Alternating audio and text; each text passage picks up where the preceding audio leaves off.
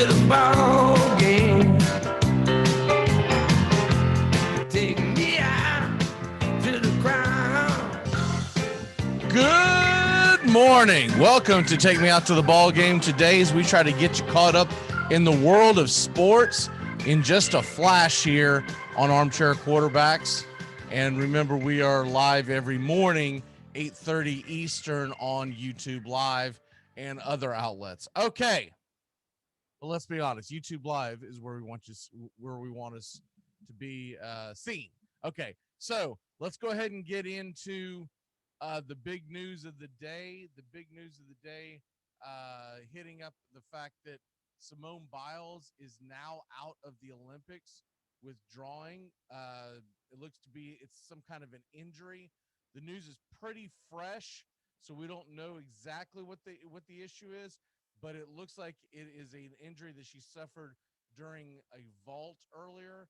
So she is out of the Olympics, and the U.S. will try to power on, as they say. Of course, Simone Biles, for people who don't remember, she was the big star in the last Summer Olympics, as she was America's darling, right? And now we've lost her. So really, really disappointing. And we will wish her the best of health. A quick medal count looking into today, as around 8 o'clock Eastern is when we do these. The show drops right after our morning show now. And so right around 9:30 Eastern is when it drops on YouTube. But I do this about an hour or so before because I have to get ready for the early show. So the medal count right now, 21. U.S. has the lead, 20 over China. Japan is sitting at 16. And if you look at the gold, which a lot of people that's the one that everyone kind of fixates on, the gold medal count is the USA leading 9-8 over China, and Japan also has 8. So there you go. The three teams that I expected to do the best, because normally when you host an Olympics, you put a lot of money into your teams doing well. You don't want to host an Olympics and just be a dud. So it is not shocking to me one way at all that the Japanese are doing as well as they are. And then, of course, U.S. and China are always very good in the Olympics. Okay, we go on from that. And real quick, go ahead and hit the world of sports. One thing I want to hit you with real quick is the fact that the Oklahoma State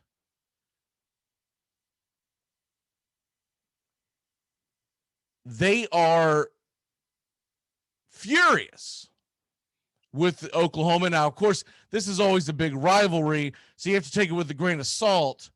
But Oklahoma State's athletic director trashed Oklahoma on Twitter yesterday. You can go and look it up. But basically, her complaints were the fact that she believes, and you can't be stupid.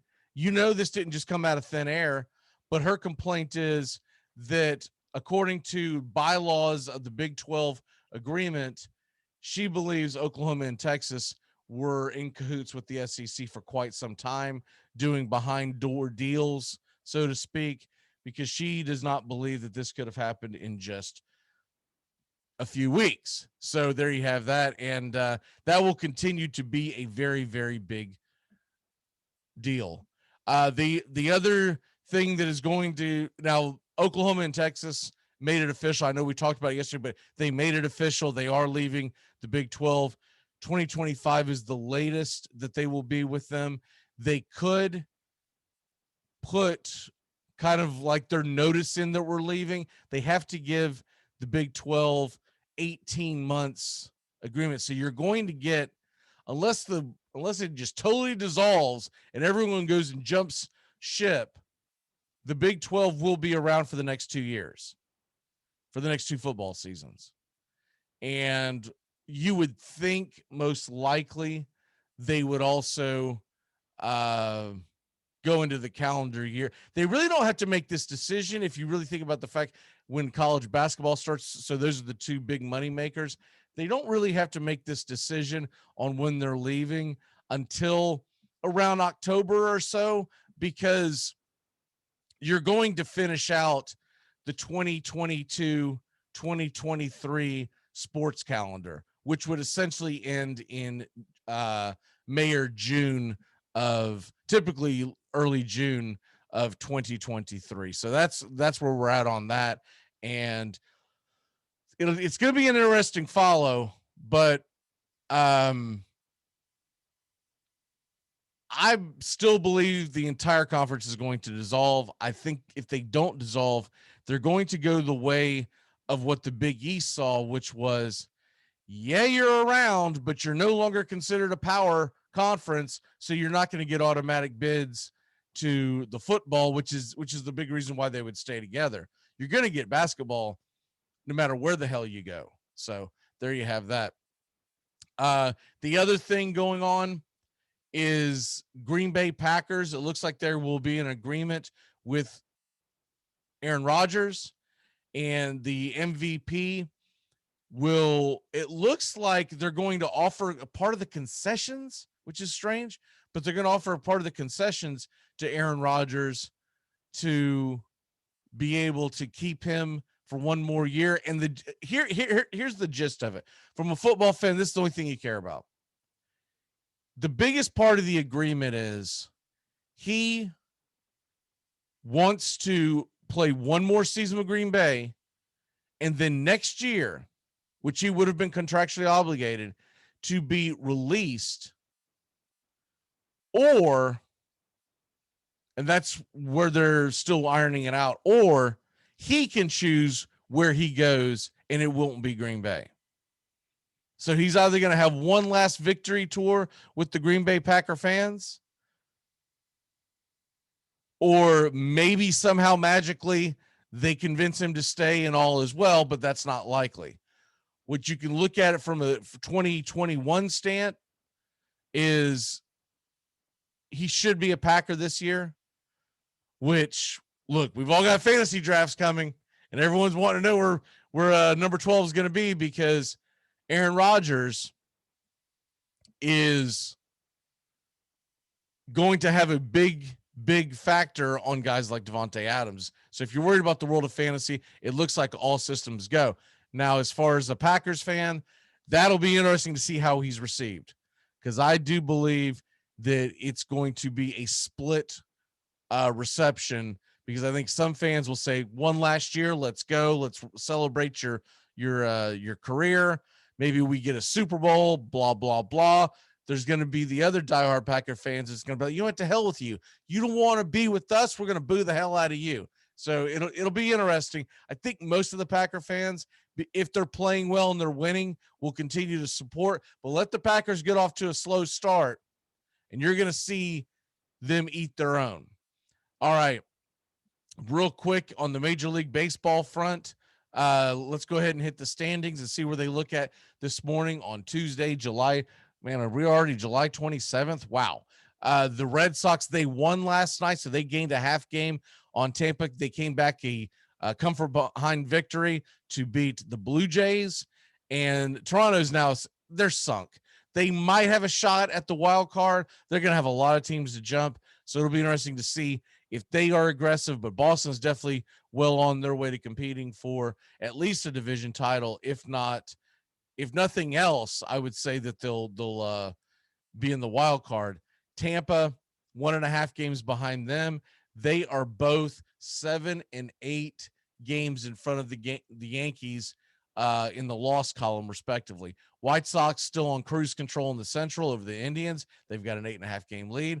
And the Astros are really starting to make headway. They're starting to separate themselves, even without Justin Verlander and some of the other guys they lost in free agency, the George Springers. The Houston Astros have found a way to be one of the best teams in baseball. And so we'll see. I think they'll be very aggressive at the trade deadline. There was a couple of moves yesterday, but nothing of note. So we'll skip past any kind of trades. The big thing that happened in Major League Baseball last night, though, if you missed this, do you remember when Amir Garrett went off and was threatening Javi Baez about, I guess it was 2 months ago. And the base is clear, but nothing happened. It was all a bunch of jawing on both sides. Well, Baez hits a bases loaded single in the 9th as the Cubs topped the Reds. And it was one of those balloon shots.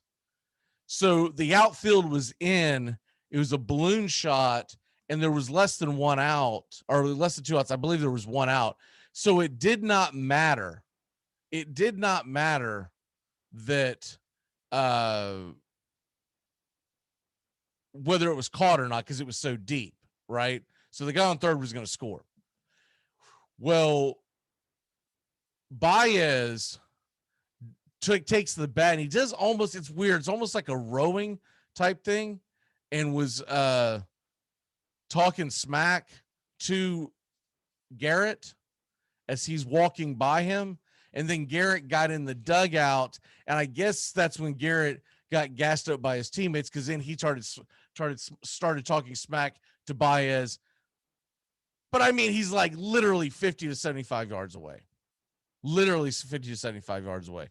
So Garrett, who likes to run his mouth, does not like it when people run his mouth to him. And so he likes to be all bravado and no backy uppy. He did go diving into the dugout a couple of, was it 2 years ago? They went diving into the dugout, but that was more like a sneak attack or whatever. Since then, him and Baez are getting chippy, and I think Garrett's going to take a shot at him. I think he's going to hit him. And it's going to be interesting to see if Baez responds. I, for one, I mean, get your popcorn ready. But anyways, the National League standings look like this before we dip out of here. Mets have a 3.5 game lead on the Phillies, who hit walk-off fashion last night. Mr. McCutchen hit a 3-run shot. They were down 5-3. He hits a 3-run shot to make it 6-5. Braves split the doubleheader with the Mets, so they're still 5 games out.